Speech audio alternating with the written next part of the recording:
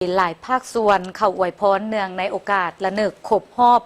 81 ปีวันสถาปนาสาธารณรัฐสังคมนิยมเวียดนามก็คือวันที่ 2 กันยาปี 1945 ถึง 2 กันยา 2026 โดยการไปอวยพรครั้งนี้แสดงถึงการเป็นการเพิ่มทวีสายพัวพันมิตรภาพ ความสามัคคีพิเศษและการห่วมมือรอบด้านและหุ้นส่วนยุทธศาสตร์ลาวเวียดนามในตอนเช้าวันที่ 17 สิงหาคมนี้ที่สถานทูตเวียดนามประจำลาวได้มีหลายภาคส่วนเข้าอวยพรวันชาติเวียดนามครบรอบ 81 ปี 2 กันยายน 1945 หา 2 กันยายน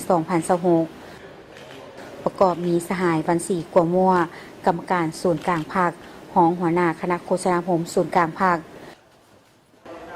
สหายบุญเรือพันดานุวงศ์กรรมการศูนย์กลางภาคหัวหน้าคณะพัวพันต่างประเทศศูนย์กลางภาคท่านอนุภาพวงศ์นอแก้ว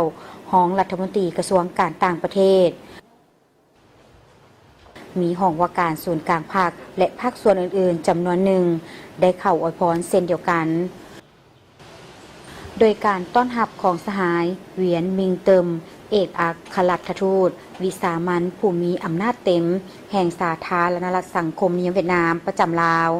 สำหรับแต่ละคณะที่เข้าอวยพรต่างได้กล่าวแสดงความย่องยอสมเสยและตีราคาสูงต่อภาครัฐและประชาชนเวียดนามที่ญาติได้ผลงานอันใหญ่หลวงตลอดระยะ 81 ปีผ่านมา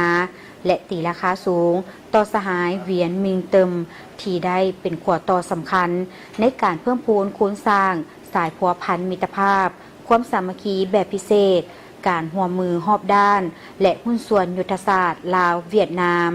ในขงเขตเวียกงานของสองประเทศ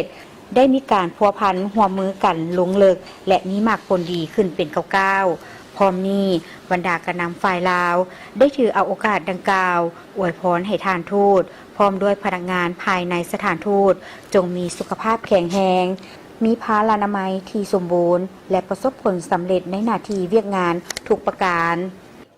สหายเวียนมิงเติมได้แสดงความต้อนรับอย่างอบอุ่นต่อคณะพักคณะนำที่มาอวยพรเนื่องในโอกาสระลึกครบรอบ 81 ปี วันสถาปนา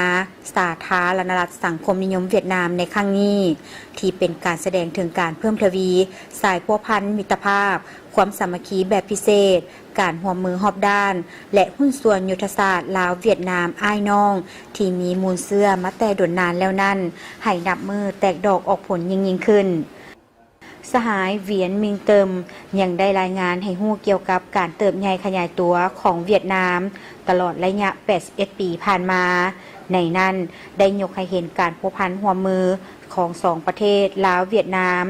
โดยสองประเทศได้มีการร่วมมือกันอย่างสนิทแน่นและลงลึกในหลายขงเขตเวียกงานและมีผลสำเร็จ